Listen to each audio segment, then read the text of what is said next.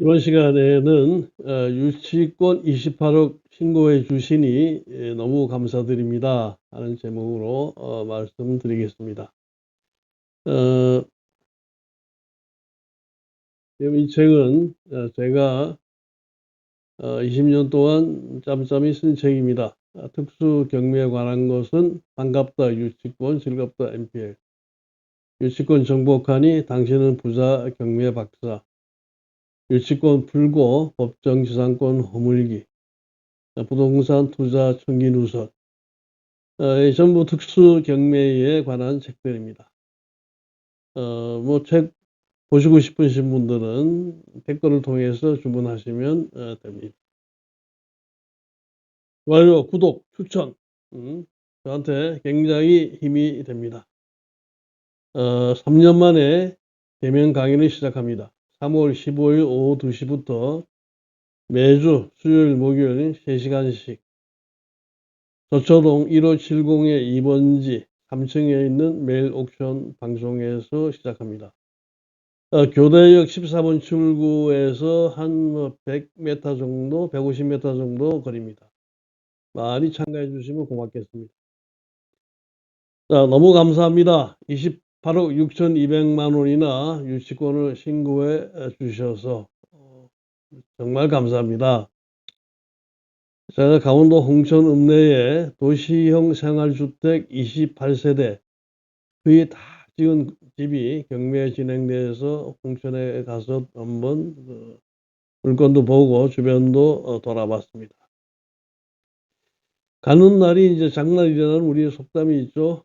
하필 이날 홍천의 수은주가 42도까지 올라가서 홍천 읍내 초입에 있는 식당에서 뉴스를 들으면서 점심을 먹은 기억이 납니다. 근데 뭐 사실 그 전해에 제가 미얀마 가가지고 43도, 44도 이런 더위를 겪고서 돌아다닌 적이 있어서 한국에서 뭐 최고 더운 날 땀 흘리면서 돌아다녀서 제가 얻은 결론은 첫째, 자, 이 물건은 싱크대와 화장실, 변기까지 다 설치돼서 엘리베이터 설치하고 도배 이것만 하게 되면은 그리고 복도 미장 이 정도만 하면 될 만큼 완성도가 높다. 그 다음에 이제 이 홍천 바로 위에가 이제 인제군이죠. 그리고 여기에서 서쪽으로 춘천시가 있습니다. 그런데 춘천도 그렇고 홍천도 그렇고 주택이 부족해요. 그래가지고 사람들이 바로 옆에 붙어 있으니까 이제 홍천읍으로 집을 얻으러 와가지고 홍천 읍내도 집이 모자라는 현상이 생기고 있습니다. 셋째로 이제 보면은 인접한 이제 비발디 스키장 리조트와 그리고 주변의 각종 개발 계획과 또 대한민국 육군이 이제 사단들이 전부 재배치가 돼 있죠. 여기는 지금 홍천은 사단들이 이제 재배치가 되는데 인구가 좀 증가하는 그런 덕을 본 것 같습니다. 그래서 상주 인구가 늘어나고 있다. 이제 거의 다 지은 28세대 이 도시형 생활주택이 부도가 나서 경매에 나온 이유가 왜 그렇게 했습니까? 분양이 안 됐기 때문이죠. 분양이 잘 되었으면은 경매가 시작되는 일은 있을 수가 없죠. 이 분양하는 시점에 따라 이제 분양 성적도 달라지게 마련입니다. 이걸 우리가 미리 알기 위해서는 현장에 가서 답사를 하면서 부동산 시장이 어떻게 변할 것인지 파악해야 됩니다. 아무리 좋은 물건을 사도 팔리지 않는다면 그게 무슨 소용이 있습니까? 다시 말하자면은 저는 항상 팔 자신이 없는 물건은 절대로 사지 말라고 강조하고 있습니다. 그럼 이 물건이 어떤 물건인가 한번 돌아볼까요? 자, 여기에는 대지권이 전부 670평 정도 됩니다. 홍천읍 연봉리 106-3번지의 이제 공동주택 전부 28개호인데 감정 평가 금액이 제법 되죠. 18억 3,800이 이렇게 됩니다. 최저가는 뭐 6억 3천까지 가격이 떨어졌어요. 뭐 엄청나게 떨어졌죠? 자, 한번 사진을 보세요. 사진을 보더라도, 맨 앞에 이제 우리가 시작하면서 사진을 보더라도 집이 멀쩡하게 괜찮게 잘 생기지 않았습니까? 이제 뭐 28세대인데, 이제 전용 면적들이 조금 좁습니다. 뭐 14평이 채 안 되는 것 같아요. 뭐 등기부에 뭐 빚도 지금 뭐 제법 그렇게 많은 편입니다. 22억인가? 그럴 때는 부채를 지고 있습니다. 문제는 유치권인데, 제가 보기에는 이게 분양할 자신이 충분히 있어요. 왜냐면은 이 집을 애초에 분양하는 건 아마 이때부터 몇 년 전에 분양했을 겁니다. 그때에 비해 가지고 지금 부동산 시장이 많이 변했으니까 그건 문제가 없는데, 문제는 유치권을 28억 6,200만 원을 세 분이 신고하셨어요. 이 유치권을 어떻게 요리하는가에 달렸다고 생각을 하는데, 근데 저는 딱 보는 순간에 이미 유치권이 전부 가짜임을 파악했습니다. 이게 전혀 문제가 되지 않습니다. 자, 이제 유치권 신고 내용을 보면 팍스 종합건설이 21억 1천만 원, 진구로라고 하는 분이 1억 600만 원, 또 강인숙이라고 하는 분이 6억 3,600만 원, 이렇게 돼 있죠. 근데 저는 뭘 보고서 유치권자가 가짜라고 생각을 했겠습니까? 이제 등기부를 보면 말이죠. 여기 소유자가 엄선희 씨로 돼 있어요.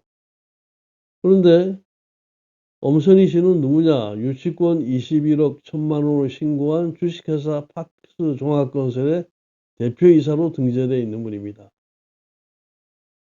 즉 사장 땅에 집을 짓고 회사가 유치권을 신고하고 있다고 주장하는 것인데, 흔하지 않은 일이죠. 이제 이 문제는 개인과 법인격이 서로 틀리므로 있을 수 있는 문제가 아니라 생각하기가 쉽습니다. 그러나 내가 알기로는 이런 경우 유치권이 성립한다고 인정된 사례는 전혀 없습니다.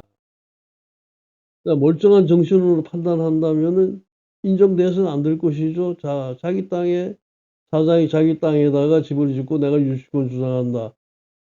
유치권은 뭐라고 되어 있습니까? 타인의 부동산을 점유한 자에게. 자기의 부동산을 점유한 자는 유치권이 안 생깁니다. 자, 21억 1천만 원의 유치권이 가짜라면은 가짜 유치권자와 계약을 하고 공사를 했다는 사람들도 멀쩡한 사람으로 볼 수 없는 것이죠. 사서 이익을 남기기에 좋은 물건입니다. 그럼 사야죠. 소송을 한 게 아니고 저는 전부 유치권자들한테 다 인도명령 신청을 했습니다. 부동산 인도명령. 부동산 인도명령서는 이거는 경매에 가도 경매계 앞에 용지가 있죠. 뭐 신청이, 비신청이, 신청 취지 이게 다 인쇄되어 있습니다. 그 신청이, 비신청, 신청인은 경락받은 사람이죠. 이름만 적어놓으면 됩니다. 사건 번호하고. 자, 그런데 이 유치권자에 대한 이제 인도명령은 그 신청 이유가 좀 제대로 기재를 해야 되겠죠. 자, 신청 이유는 이 사람 뭐 유치권자라고 하고 나는 경락 잔금 내고 매수 신고인 됐고 잔금 내고 하는 사람인데, 자, 이 사람은 유치권자가 아니다. 그러니까 인도명령 내달라는 게 요지 아닙니까? 자, 그러면 이 사람이 비신청인이 주장하는 유치권이 성립될 수 없는 이유가 뭐냐? 예, 비신청인의 유치권 주장은 압류의 처분금지에 저촉된다. 자, 대법원이 2015마 2025로 결정된 부동산 인도명령 신청 사건에서 낙찰인은 상대방의 점유 사실만 소명하면 되고, 그 점유가 낙찰인에게 대항할 수 있는 근원에 의한 것이면 이를 주장하는 상대방이 소명해야 한다. 그리고 어느 부동산에 관하여 경매 개시 결정이 등기된 뒤에 비로소 점유를 이전받아 유치권을 취득한 사람은 경매 절차에서 그의 유치권을 주장할 수 없다. 이런 판례가 있죠. 그런데 이 피신청인이 압류의 처분금지의 적용 여부를 확인하려면 이 사건 현황 조사서로 판단이 충분합니다. 2017년 6월 29일 이 사건 경매 개시 결정이 됐고, 이게 이제 춘천지방법원, 홍천군 법원 등기소에 접수돼서 민사집행법 제83조 사항에 따라 가지고 압류의 처분금지 효력이 발생했습니다. 집행관은 이 경매 개시되면 제일 먼저 집행관이 나가죠. 집행관은 2017년 7월 13일 오후 1시 30분 그리고 7월 27일 9시 50분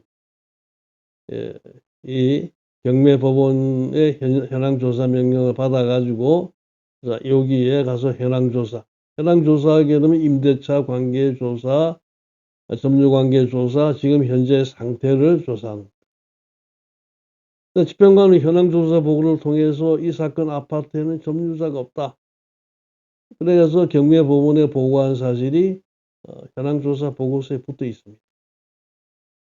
유치권을 주장하려면 사람이 거기 있어야죠. 경매 개시 결정은 6월 29일 날 났는데 7월 13일 날, 7월 27일 날 집행관이 나가가지고 아무도 만날 수가 없었어요. 그러니까 2017년 6월 29일 압류의 처분금지 효력이 시작돼서 그 후 이 사건 아파트를 점유했다고 주장하는 이 유치권자는 경매사건의 낙찰인에게 대항할 수 없으므로 민사집행법 제91조 5항에 규정된 유치권자가 아닌 것입니다. 비신청인 대표이사는 이 사건 부동산의 소유자이며 채무자다. 비신청인의 대표이사 엄선희는 2016년 3월 19일 이 사건 토지를 매입해서 건축 허가를 받은 실제 소유자이며 채무자다. 자신의 소유권으로 등기된 부동산에 대해서 자신이 대표이사며 실제로 소유자로서 법인의 명의로 유치권 권리 신고를 하는 이런 비신청인의 행위는 우리 민법 제2조 신의칙의 위배됩니다. 법인의 대표이사 엄선희와 개인 엄선희로 마치 별개의 인격으로 보이지만 실제 부동산의 소유자로서 같은 사람. 그러게 비신청인을 서로 다른 사람으로 볼 거 아닌 것입니다. 민법 320조 제2항에 규정된 바와 같이 유치권은 타물권으로 타인의 부동산을 점유했을 때 성립이 가능한 것이다. 그래서 유치권 권리 신고는 적합하다 할 수 없다. 결국은 유치권자가 아니니까 내쫓아 달라고 하는 얘기. 그런데 공사업자도 두 사람이 있죠. 자, 이 사람에 대해서 부동산 인도명령은 압류 처분금지는 다 마찬가지 같습니다. 자, 그런데 이 사람들은 말이죠. 이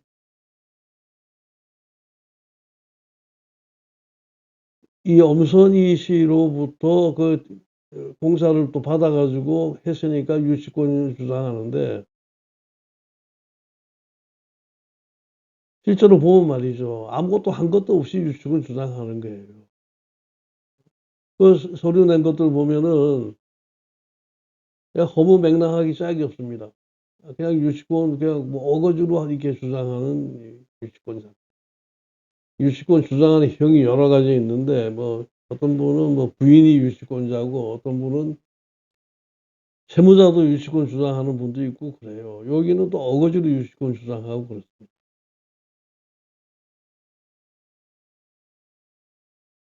그래서 이런 유치권은 성립할 수 없다.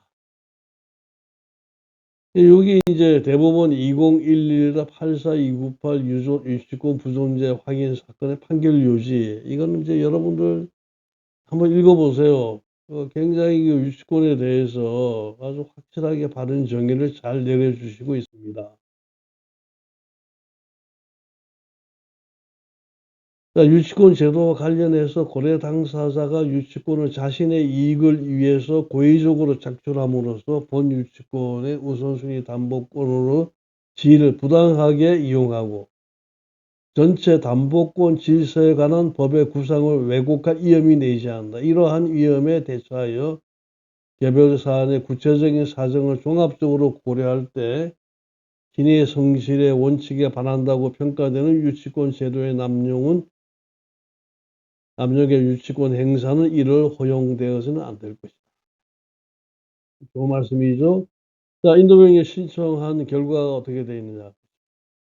여기 나의 사건 검색입니다. 2019년 4월 9일 날 유치권 신청이 인용되었다고 이렇게 나옵니다. 그 나머지 유치권 주장하는 뭐 공사업자라고 하는 사람도 다 그날 같이 나왔어요. 그런데 사실 이것도 좀 문제가 있습니다. 이거 신청을 말이죠. 2018년 12월 4일 날 신청을 했는데 이게 인도명령 결정이 된 게 4개월 5일 만에 뭐 그렇게 볼 수 있는 게 많은지 봐야 되는 게 많은지 모르겠어요. 응? 도대체 뭐 4개월 5일 만에 이제 유치권이 된 겁니다. 자, 그래서 제가 낙찰을 받았습니다. 10억 3,290만 원의 낙찰을 받아서 잔금 납부하면서 8억 원의 대출을 받았는데 정상적으로 하면 3억 원의 준공공사 대금이 이제 투입돼요. 물론 이제 여기에서는 뭐 사고, 횡령 등 사건으로 이제 불필요한 공사비가 다 부풀려져 가지고 3억입니다. 이전 비용도 1억 1.1%이기 때문에